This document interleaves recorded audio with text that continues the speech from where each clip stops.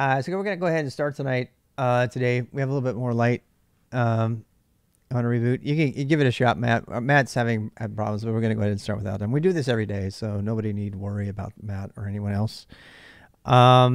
So we have been talking about Raspberry Pis lately, and Off the Deep End is a good title. For the last hour and a half, we've been talking about a lot of off the deep end kind of things. I think one of the questions today we'll touch on that. I just want to be clear before we get going into this that you understand that the questions, conversations, and advice are not limited to technology. So some of the questions that I get and the conversations that ensue from those questions are things related to religion and philosophy and stuff like that. So we do have at least one question that's not the favorite actress. I'll get to that. I'm not going to spoil that right now, though. So let's talk about the hardware picks. How do you pick hardware for your home lab? So let's answer that question first of all. My home lab is based on stuff I already have. So, and I just heard that Raspberry Pis are going for $200. So I happen to have, I don't know if you can see it, but this rack on the top here, I have my PoE hats. I don't have them on yet, but that rack has 16 Raspberry Pis. I got another 16 or so that I'm probably going to put in the other rack, which I have another rack coming. So the short answer to how do I pick hardware for my home lab is just what hardware do I have? What hardware does my family have? What hardware does my grandma have? I mean, my grandma's passed, but you know, the point I'm trying to make is unless you have crazy money, if you have like crazy cyber, security money or something like that, and you're making more than 200K or whatever, then yeah, buy whatever hardware you want. Buy your enterprise hardware and pay through the nose. Pay $6,000 for a server instead of $2,300 like I paid for my renewed HP Z760, right? I pick hardware based on stuff that's going to sufficiently emulate environments that I want to recreate without breaking the bank and without the performance that a high performance machine learning cluster might want, such as the one that I maintain for work. But I can sufficiently represent that, by paying $300 for a Jetson Nano that normally goes for $80, or reusing the 30 or so Raspberry Pis I have from my former school, which each one of them is now going for $200, and I bought them for $80 with a Cana kit, even though they were $30 before that. So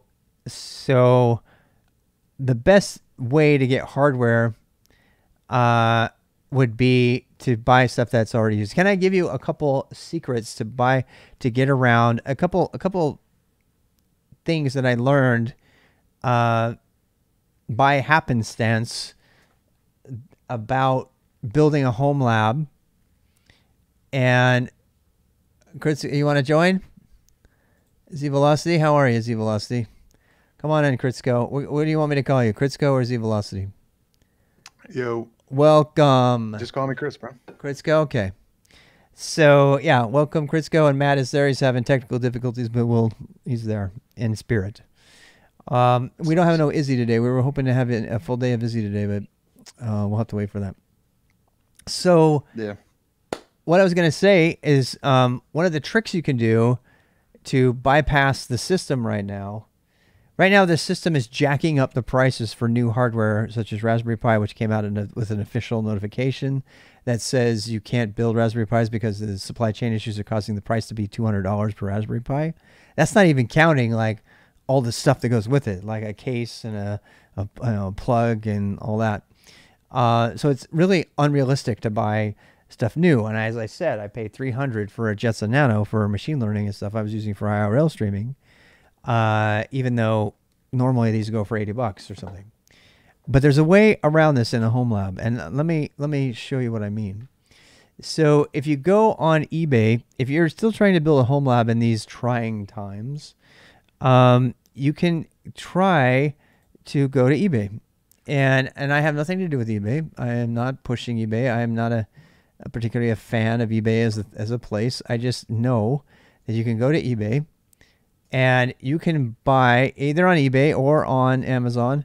You can buy, I mean, look at that. That Jetson Nano is $280. That's a new Nano. The first one I bought was $200. It was used, and it has like port issues. So, and I mean, look at that. That's a discontinued Sony IRL camera for $469, $470. I have two of those, by the way. That's the one I'm using right now. Fantastic camera.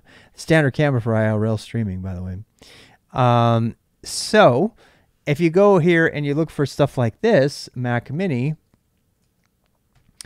you can find Mac Minis with 2.4 gigahertz, 16 gigabyte of RAM. That's huge. That's good. That's like a 1 terabyte SSD. That's a really great, pre-owned Mac Mini, right? It's only $500, but you can, I mean, if you keep going down here, you can find some of the ones that are old that only have like a dual core, 128 gigabytes, and you can get them down for around $100. So it's actually cheaper to buy an Intel Mac Mini right now, and that's what I have here just to show you.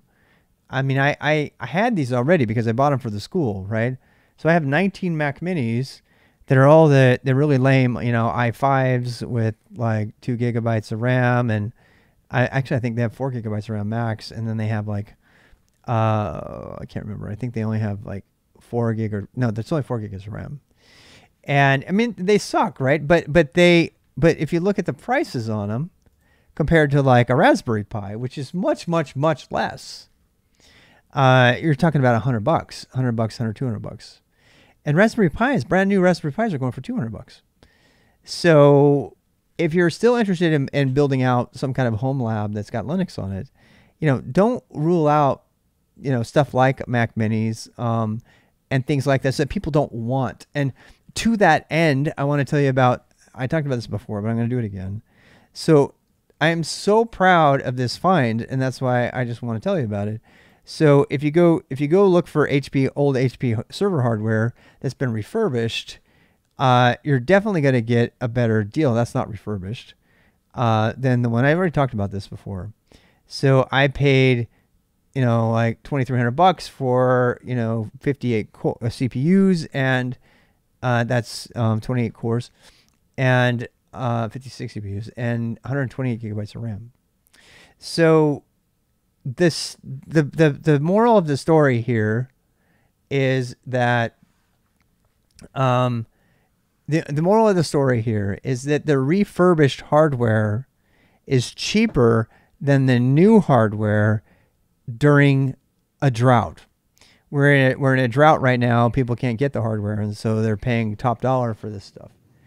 But if you are okay, especially in a home lab, if you're okay with sacrificing a little bit on getting the latest and greatest, supported by the kernel, absolutely. I'm running 19 instances of Ubuntu server right now, and Red Hat is a little bit more of a problem, but you can definitely do it. I know it because I've tried it. It also runs Ratchet OS and everything. So the Mac Mini is very clear. I mean, depending how old your Mac Mini is, so you might want to check that out, right? But any Mac Minis in the 2010 up to 2014, 2016 time range, they all run Linux flawlessly. I guarantee you, because I've done it. I've done it for the last 2 years. And I don't care if Red Hat doesn't support Mac architecture. Ubuntu server runs flawlessly out of the gate. If you're going to try to do anything with the M1s or the 2016 and beyond, Apple has gone to great lengths to stop Linux from working on their hardware, particularly with the MacBook Pro line.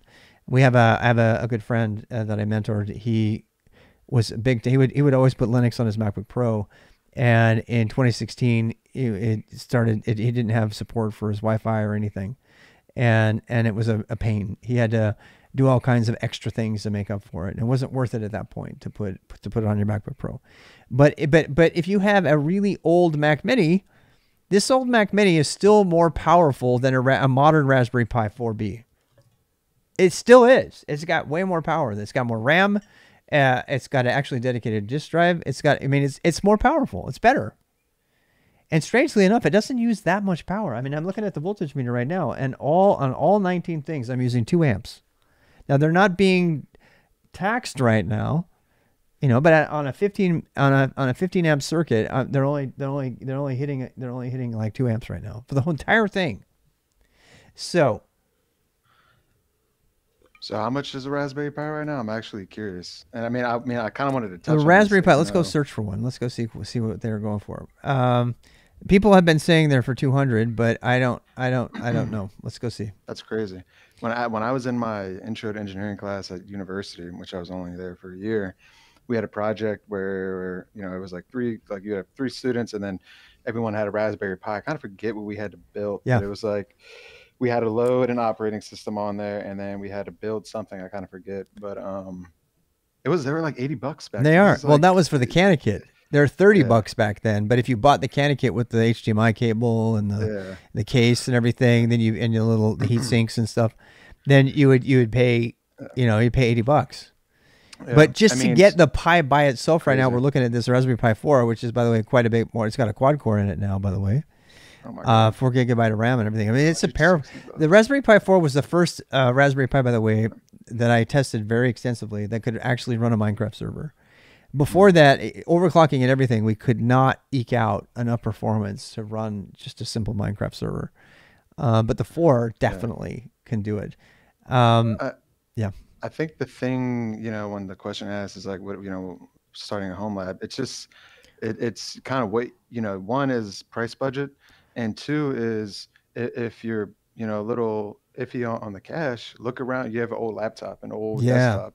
Like literally my old desktop is my home server Yeah. that, I did a few upgrades, right, to Yeah. the hardware, and it's like my home firewall server, and it's what I need for now, but as I'm building my cluster, I'm looking for like other stuff, like you said, eBay, refurbished, Yeah. Dell Edge servers, like $600 cheaper, $800 cheaper than new stuff. Oh, yeah. So, Yeah. yeah, And I think, I mean, you take a chance with the refurbished stuff, but yeah, so far I have no. I mean, I really like when I bought the HPC 640 off Amazon. It was refurbished, and something I liked about it is it says something like an 80 to 90 day guarantee that said if anything goes wrong with it, they'll. mhm. And honestly, the prices on these things are coming down because everybody wants a Threadripper or Oh whatever, yeah, right? of So they're course, not of even in course. demand anymore. I mean, I don't know. I mean, I've seen people with, home lab, like home servers that are, overkill. Yeah, And this goes into topic with a lot of stuff in tech nowadays. Like I had an argument with this guy the other day saying, just arguing about containers being overkill and stuff. I'm like, well, I mean, it depends, but no one wants a monolithic, architecture anymore. People are stepping away from that. Like yeah. we just had a big back and forth, and I got pretty mad at the guy, but um, You made it through it though, huh? yeah, I don't want to get off. Well, I good was for like you. you I with mean, with the NeoVim. yeah, the whole Neo thing. But Oh yeah, it's god. it. I think in the home lab space that giving, not buying new stuff and finding the used stuff. I mean, if a lot of times you can find used stuff for free, believe it or not. I mean, if seriously, Yeah. if you next time you're at like a dinner party or you're at a any kind of social gathering, you could be that weird nerd that when the topic of you being a nerd comes up, which inevitably will, no matter what, somebody's gonna say, "Oh, this is my husband, the nerd," and then that's your cue to say. And by the way, if anybody has any old computers that they want to give up to me, I'll make good use of it and save children, or something. Yeah. And you'd be surprised. I mean, people will throw hardware at you. I had a dentist just randomly knew I was into this, and he brought me the 4 Mac Minis. He said, "You can have them. I don't want them using them anymore. We were using this in the dentist's office. We don't use them anymore. I wanted to make sure they were used." And boom, I got 4 extra nodes in my cluster. Yeah, So it's crazy. yeah, I mean, it I had a depends. Yeah, yeah, My it could. my friend, his stepdad was like a systems engineer for this like tech company, and this is like before cloud came out. It's like when virtualization was like popping off. But Mm-hmm. he would bring all these PCs back home and just like build crazy stuff. Oh And yeah, I would just remember, I'm like, damn, he would give me like copies of Windows and stuff. I'm like, this is awesome. yeah, yeah. You can get all kinds of stuff. Tiny Foss here. Tiny Foss says, by the way, container image layer for every library. Yes. NixOS is the way to do this out of the box. Bottom 40 or so layers are most common packages. Top layers are flattened. Yeah, I probably will run at least one NixOS just for fun. I mean, that's the great thing about having a home lab, right? I mean, if you have a true home lab, you can run on raw hardware any number of different OSs. I'll probably put pfSense on a VM or on a on an actual physical system. I think one of the takeaways from this though is that consider things that might be not necessarily these Tridents right here. These Tridents, these are like really slow gaming console machines, i5s with kick-ass GPUs that'll run most stuff on max settings from 2 years ago, but they're gonna be my new Ceph OS because I already paid the money for it. That's the other thing too, recoup costs. I've already paid the money for these things. If I tried to sell them, there's no way I'd ever get the money back to put it into a server. So, combining the terabyte of storage on each one into a NAS, we'll say, is my goal. I need a rack for that. It's coming. It's not here yet, but that's what we're going to do. So, how do you pick hardware for your home lab? That is the question. Yeah. I mean, you don't ever buy new. I mean, it's a depreciating asset. You got to look at Yeah. it like anything else, like a car. This shit isn't a home, right? Yeah. And if I would say starting off building your first home lab server, what are you building? Are you just trying to like learn Linux? Are you trying to build a firewall server? Are you trying to learn containers? Like, Yeah. and then you can go into like your specs. Like, what do I really need something like overkill right now? Like, I don't know, right? Yeah. So Yeah. I happen to, this is one of the bigger home labs that I've ever built because I am moving into the Kubernetes space, of course, and the clusters and all that. Before that, though, I had like one or two machines, one of which I built from scratch in the garage, and the other ones that I remember one of them smelled distinctly like cat piss because apparently a cat lived in it and like would curl up in it all the time. And some guy says, "Hey, I got this old server. Do you want it?" And I'm like, "Okay." And I'm like picking cat hairs out of it.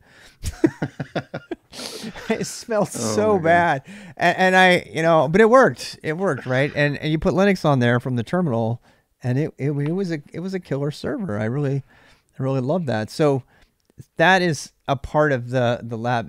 I don't find very few things in life do I find as pleasing as putting new life into old hardware using Linux. That's just one of the great pleasures of life, in my opinion. Because somebody else is throwing it away. To them, it's total trash, And you end up with like a really amazing server that they have no idea that they're even giving it away, and they end up doing that. So, this is my call to y'all to think outside of the box about what goes in your home lab. It doesn't have to be really pristine. In fact, I look at people who have like the latest server hardware in their LED lit cabins on YouTube or whatever, and I gotta tell you, I kind of I'm like meh. Yeah. No, like me too. Like it looks pretty overkill. Yeah, okay, you got money, I get it, but where's your creativity? Where's your creativity? Where is your sense of adventure? Where's your And by the way, when you're making a home lab, you want it to break down. I know that sounds really weird, but I mean it. You want to build a home lab with a certain percentage of like chaos engineering in it so you can deal with the outages. The point of the home lab is for you to learn to be a good operations person. So sometimes old hardware that's going to fail on you is a good thing to put in your cluster, because then you need to say, what am I going to do if this thing fails? And the first time it fails and you haven't asked another question, I guarantee you, especially if you put your mail server on there or something, you're gonna do it. You're gonna do it. And so I think obviously this is not the kind of software that you're gonna put into your like high end thing, but I do think that it's something that having stuff fail on your home lab is actually not a bad thing. I think that it should be something that you should allow, because it's going to train you in the great art of operations.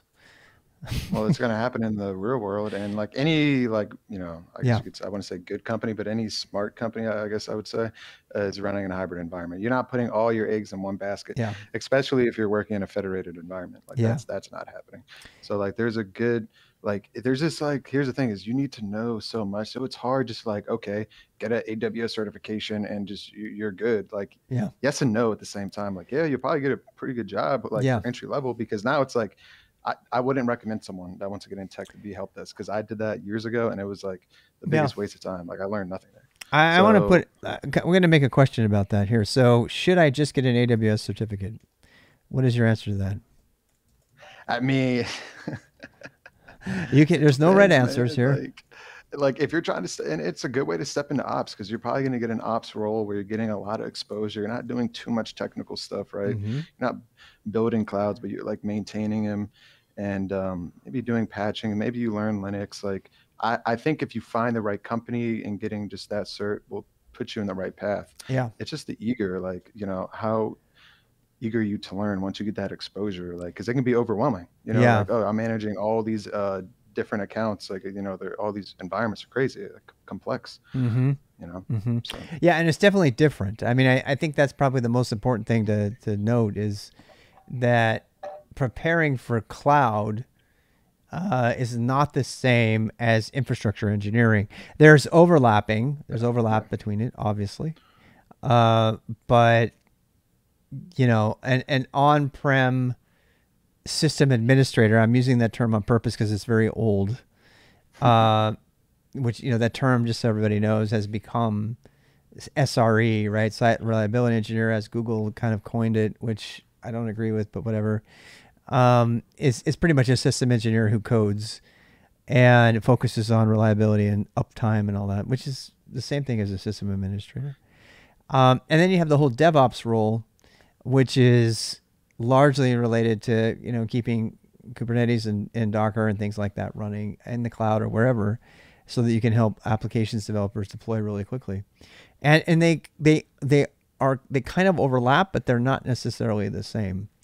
And so the question about AWS certificate, that will help you be really effective in the cloud, to deploy things to the cloud and stuff. But if you don't have a home lab, you don't know how to route Ethernet cables. You don't yeah, know. yeah, no, you're exactly right. No, I mean, Rob, you're exactly right. If like, let's say I was 18 or like Yeah. 16 in high school and you get into those tech classes, this is what we were talking about last week, is they need to restructure the education system. Like if you want to go that tech route, you need a good an SME, like literally an SME that knows everything about everything. So Yeah. before the only reason why I say jump on the cloud is because our generation, we want everything to be fast. We want to drive right away. We want to be making six figures right away. Like that's just kind of how it is. Yeah. But in reality, um, to go down that route, I think you need to learn a programming language first. Yeah, you do. You need to. Python, JavaScript, Go, those are three good languages.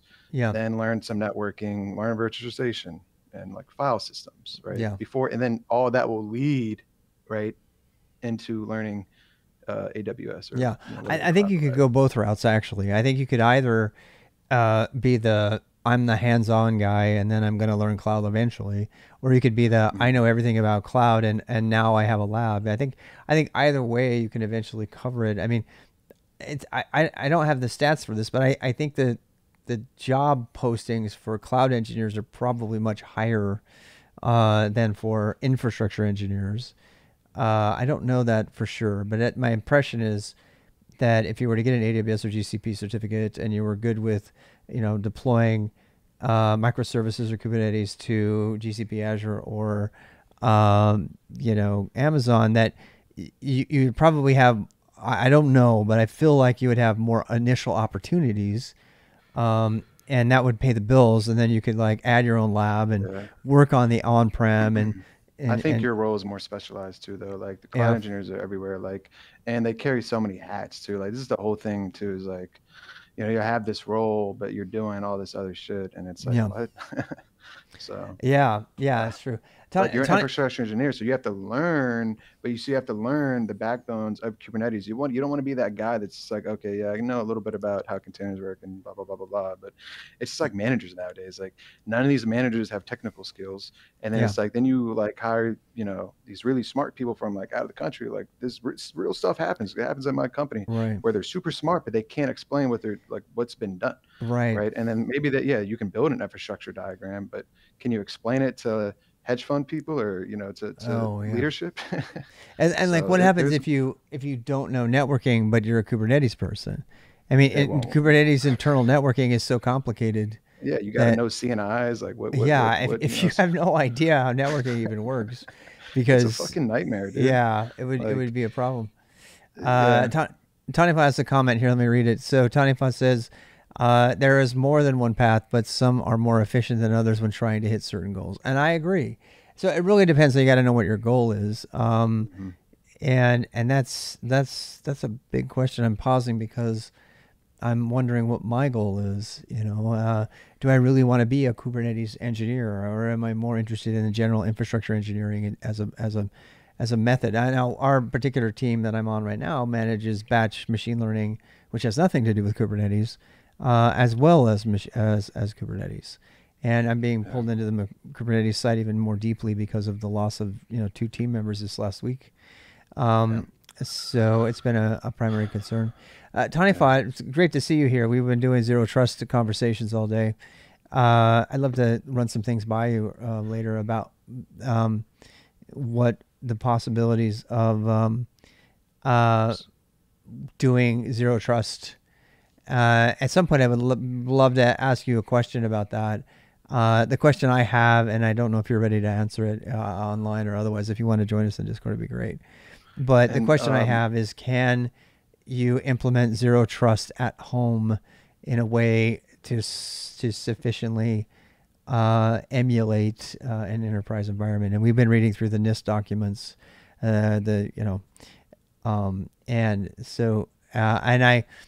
actually going to put that out there. You believe it can be done? Great.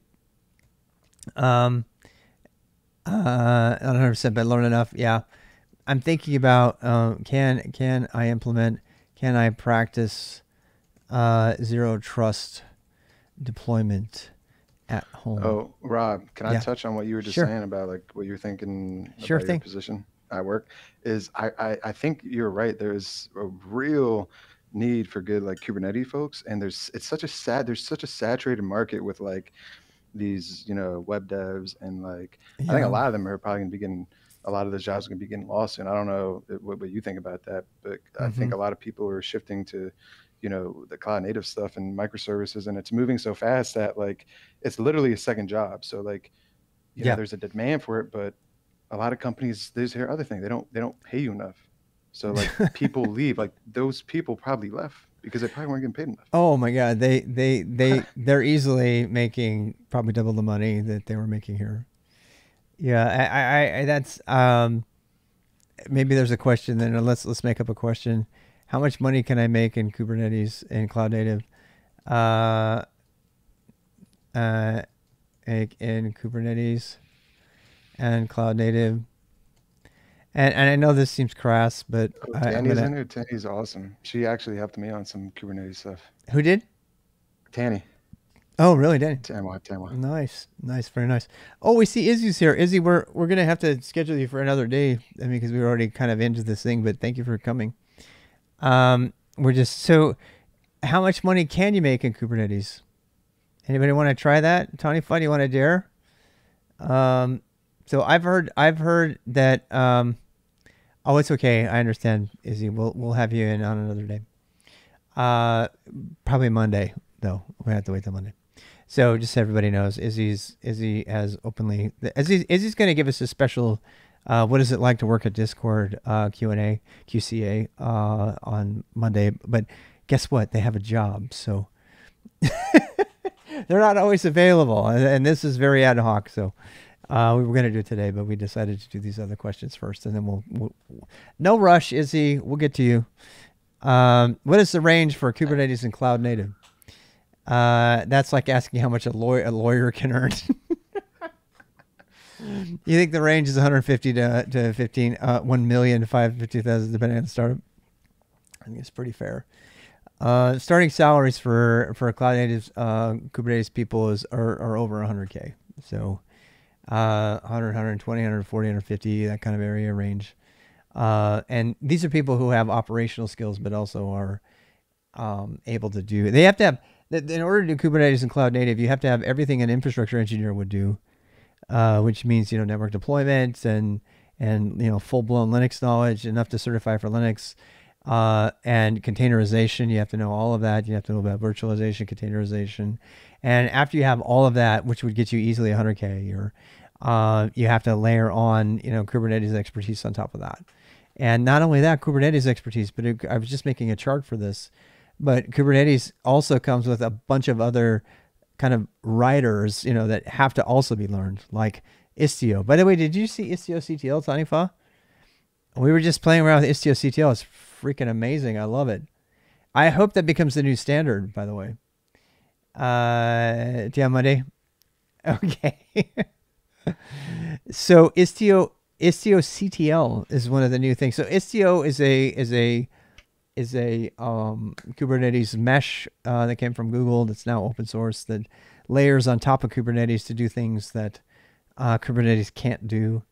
And they now have they have we just were looking at this today. They have Istio CTL, which is the new model from Istio. It's not a controller. It's a single application for managing and deploying Istio, including verification of your deployment and everything. Is super awesome. I hope, and they have a Helm chart deployment. And if you don't know anything about cloud computing and Kubernetes, then the one thing you need to know is that once you get Kubernetes installed, that's just the beginning, right? You've got to install all of these other things, and you've got to you have to decide how you're going to go about the process of installing and updating. And Helm has been problematic in that space for a while, and so you have other people flattening it and people using controllers and a new emerging way to do this, which is really interesting, is people are creating these single executable tools that end in CTL, consistent with like host CTL and other systemd kind of things, to manage the entire application, which I find very encouraging, because it's very, very hard to manage a Kubernetes application once you have to have it in your environment, stuff like that. So stay tuned for a lot of that, by the way. I mean, I know this is just QCA, but as I build out the cluster, one of the biggest things I need to do, it's like kubectl, absolutely. One of the advantages that I'm going to be facing with this, this is I'm going to be doing kubeadm deployments pretty soon. I have to decide how many nodes to assign, whether they should be virtual. I have to decide whether I want to do CephFS as my storage class before I do all of that. These are details that some of you listening may not care about, but those of you who want to get really deeply into cloud native on-prem deployment, that is my goal. That's my focus. And so that will be a thing. How are we doing on time? We got quite a few minutes left. I have a question here that says, who is my favorite actress? Oh, that's a hard one. You got to have it like a top three. I don't think you can just do one. Who's your favorite actress, Kritsko? Who's your favorite actress, Kritsko? Oh, no. It's hard, huh? When they force you. It's so hard. I know, you got I have to pick one. I mean, I'm a huge Julia Roberts fan.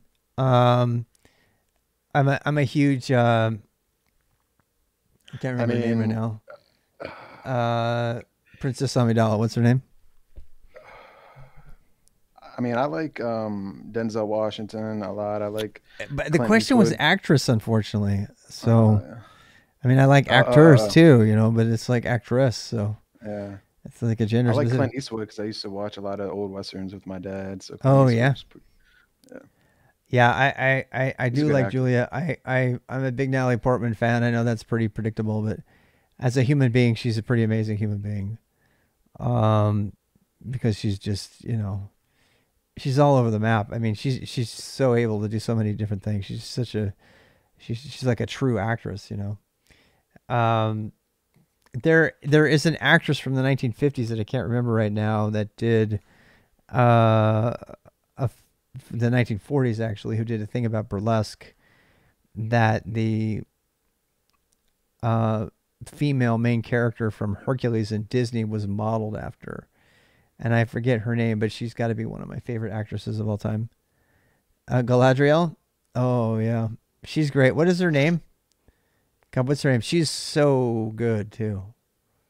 Um, I'm not a Meryl Streep fan.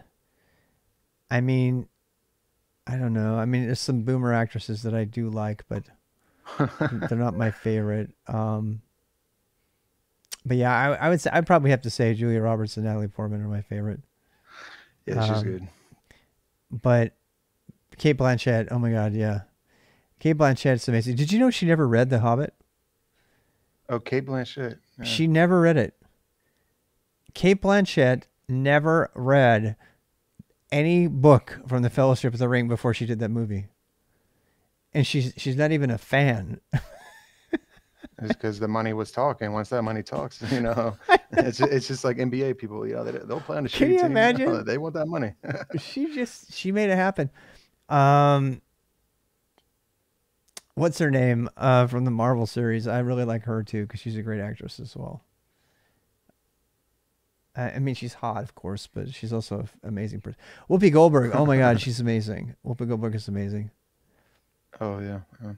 Um, I never read the book. I merely play the main character on an award-winning movie. Exactly, that's a quote. Brie Larson. Brie Larson is really popular lately, but I gotta tell you, I'm not a fan of. Oh my God, what's the first Catwoman's name? What's her name? She's amazing too. Have you seen her like vignettes and stuff? She is so amazing.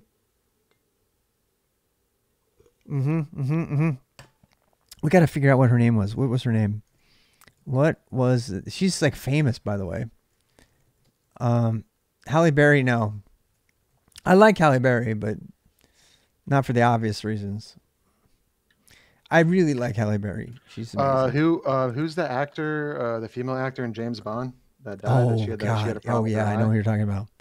Fuck, she was really good. And then the love interest from Jesse on Breaking Bad, who is Michelle Pfeiffer, is pretty good. She's kind of weird, but first, Google it. I know here we are like Judi Dench. Judi Dench. That's her. Yes, Yeah. Judi She's Dench is really fucking amazing. good, man. Yes, she's really amazing. She's so brilliant. Scarlett Johansson. That's who I was getting at. Yeah, Scarlett Johansson has got to be one of my favorite all-time actresses, and she's also a really killer human being. And I have a thing. I have a thing for actors and actresses. Like, for example, my favorite actor. In case you're wondering, can you probably guess? Let's see if anybody can guess who my favorite actor is. Pretty obvious. No one can guess it. You got to give it like at least like 5 choices or something. Come Um, on. I mean, no, Tom Cruise. Bite your tongue. Tom Cruise. Okay, but the new dude. What was I going to say? Hey, did you see why am I forgetting the Top Gun? Did you see the new Top Gun? That was pretty It cool. was pretty good. It was pretty good. Yeah, Christopher Walken is pretty damn good, but he's not my favorite. Not my favorite. I mean, come on, it's kind of cliche that he's my favorite. Wait, did you guys say Jodie Foster? Did you guys say her? Oh my God, I love Jodie Foster. She's got to be my top 5 for actresses. Thank you for saying her. Jodie Foster is definitely in my top 5 for actresses. Definitely. I don't know. Her name just rang a bell. Oh yeah, she's just so brilliant. Contact is like one of my top 5 movies of all time. Of all time, period. I mean, it's like absolutely one of my favorite movies. I think one of my top 5. Look, I got to interrupt. It's Heat. You got Leonardo, Robert De Niro, or not Leonardo. You have Pacino. Leonardo's good. I like Leonardo, but he kind of went off the deep end. And as I said, I have a hang up with not liking an actor if their personal life is like, Yes, it's a real hang up. I mean, like Harrison Ford, for example. I really like him too. He's definitely one of my high end ones. But hands down, I'll give you a hint, Mr. Cage. No, Nicholas is not bad, Depp. But I mean, just. Have you seen Nicolas Cage? Have you seen Nicolas Cage in the thing about swear words? Chuck Norris? No. But he's good too. The guy who plays Gollum is amazing. I don't know his name. He's an amazing actor. He's very much undersung. But hands down, my favorite actor that I could just watch in anything he's ever in. Rami Malek. Oh, one of my top 5, but no, not my favorite. Rami Malek is definitely Elliot and Mr. Robot for sure. Paul Rudd is amazing. But no, I really like Paul Rudd too. No. Paul Rudd. I can't believe you guys can't guess him. I mean, he's really obvious. It's almost like sort of cliche how obvious it is. I'll give you one a hint. Okay, my Yeah. favorite actor, Will Ferrell, is great too. Oh my god, he's Oh my amazing. god. He's definitely amazing. No, I'll give you a hint. I'll give you an obscure hint. George Clooney's great too, but no. Will Smith, no, not a fan. Never was, by the way. Don Knotts, I fucking love Don Knotts. That's not fair. Don Knotts is one of the best actors of all time. I mean, he's definitely one of the comic geniuses of our time. Um, hey, thanks for the follow, John. Keanu Reeves, there it is. You got it, Tony Fa. Oh wow, Keanu dude, Reeves. he's I awesome. told you it was cliche. Everybody loves That's not Keanu that Reeves, cliche. right? Yeah, but that's favorite actor though. That can't be cliche. He's not a particularly good actor, but he's just amazing. He's just amazing. The Yeah. reason I love him is I love everything about him as a human being. Plus I love uh the Apocrypha. I don't know if it's true or not. I mean, about him stepping down.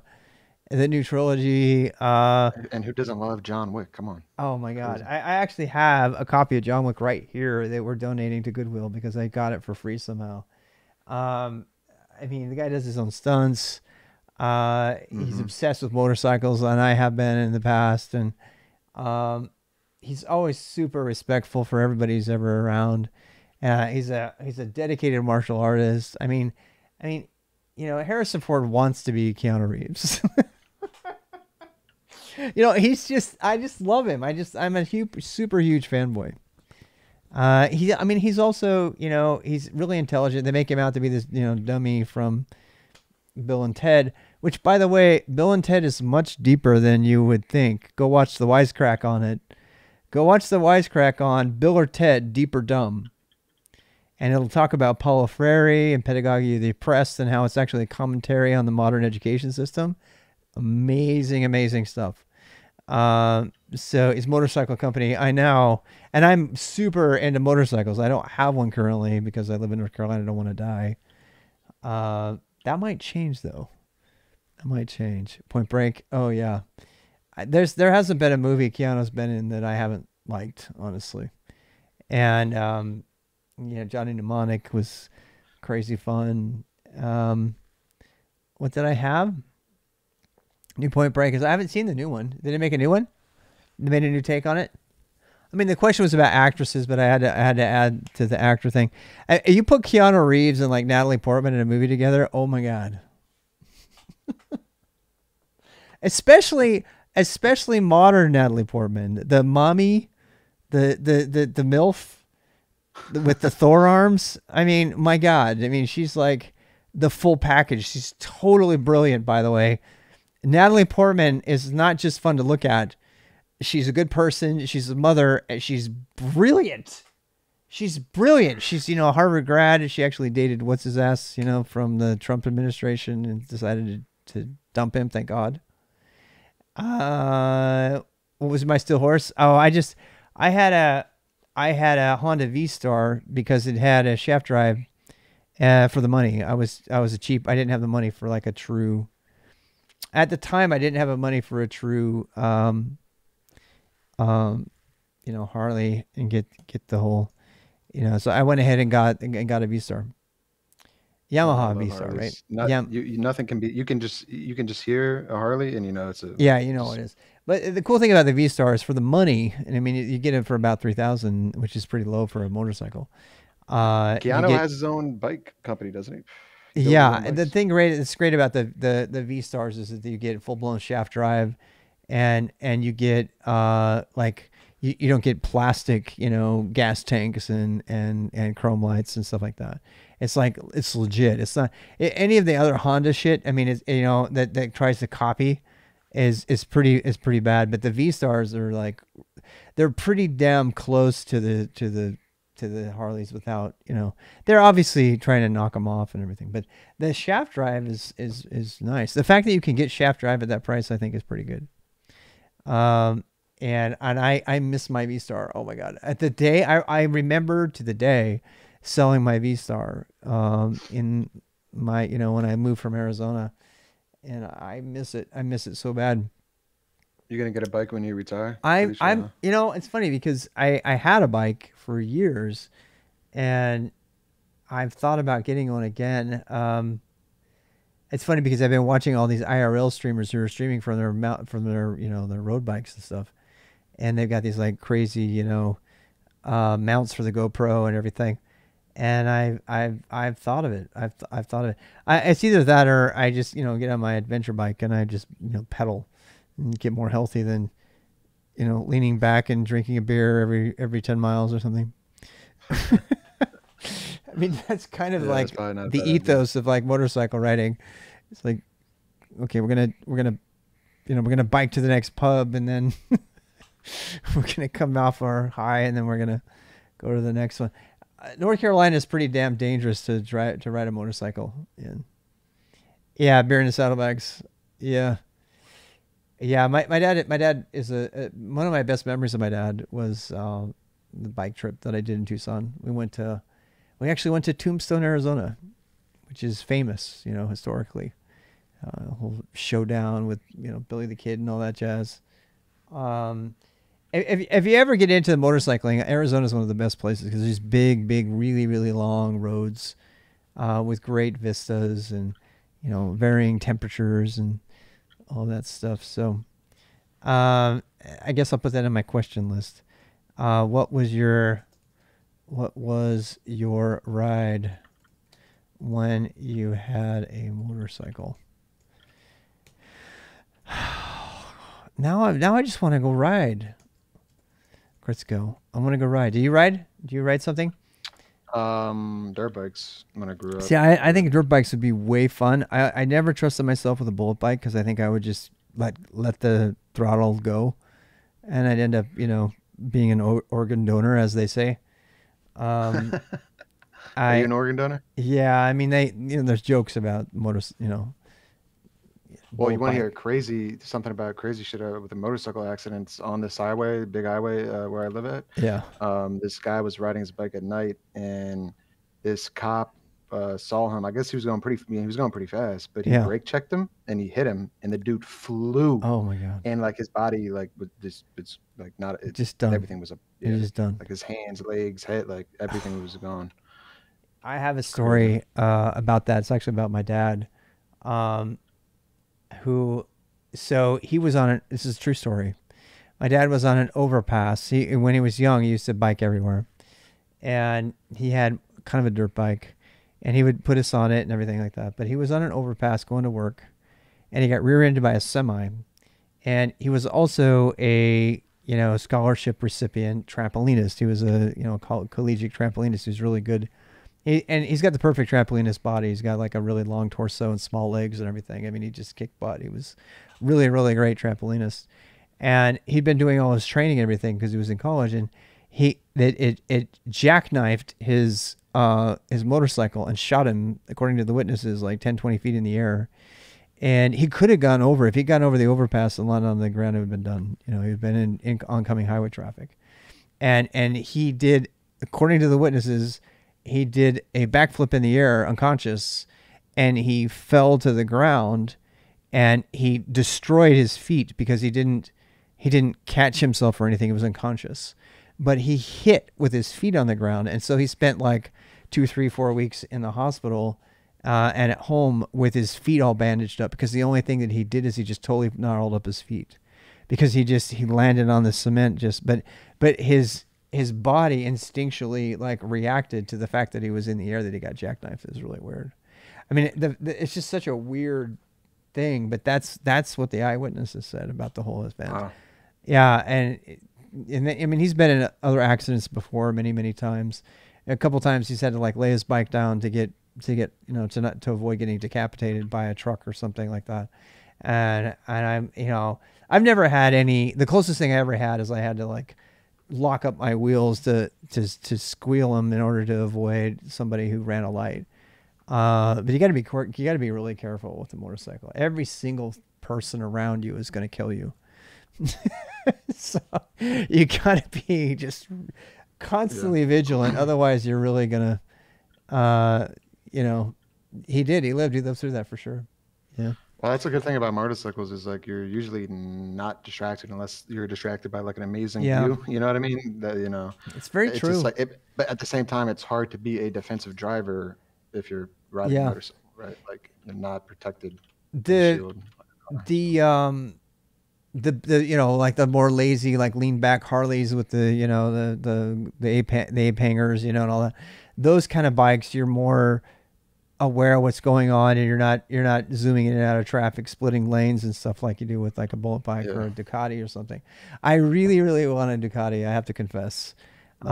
I love the company, I love the brand, I love everything about them.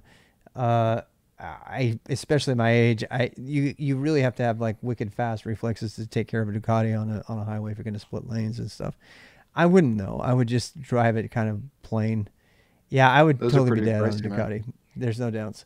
I personally would be dead on a Ducati because it's just too much power. Yeah, one trip dead. I know. And you know what? Funny you say that because that actually happened to my cousin. I know it's very sad. Jesus. This is a sad story. This is a true story. True story. It's a very very sad story, and I feel bad because I didn't go to the funeral and everything. But my second cousin, sorry, second nephew, I want to say, um, he was 16 or 17, and he got a bullet bike for his 16th anniversary, for his 16th birthday, and he died within a mile of his house, on his first road trip. Isn't that sad? He went That's around a very corner. sad. He overshot the corner. He hit a pole. He died. And they it was 16. He had his whole life ahead of him, and it was just over. Just in one trip. Yeah. One trip. You just can't fuck around with that stuff. It's like, and Putting that his power with parents someone. were like long time like lovers of like motorcycles and everything, and they were so happy for him and everything, and he just literally died within like 15 minutes of getting his first bike. Yeah. And I just feel so sad telling that story. Over the Alps and have a pizza in Italy. I want to do that. Don't say that. I want to do that. You drive a Volvo, safest car you can buy. Yeah. Oh boy, what are you sending me, Matt? Ducati stuff? Mount the IRL rig? You found a mount for my IRL rig on a Ducati? Oh my god. I want a Ducati. I want to like off-road Ducati so bad. You have no idea. Yeah, dude, when I was in Greece, I don't know if I told you I traveled to Greece a Yeah? few weeks ago, Oh my and god. that guy had an off-road Ducati, and Oh. he was in where was I in I Athens? I was in Athens, and the dude like pulled up with like this sick ass off-road Ducati, like tuned yeah. up, everything. Exhaust was nice. I think,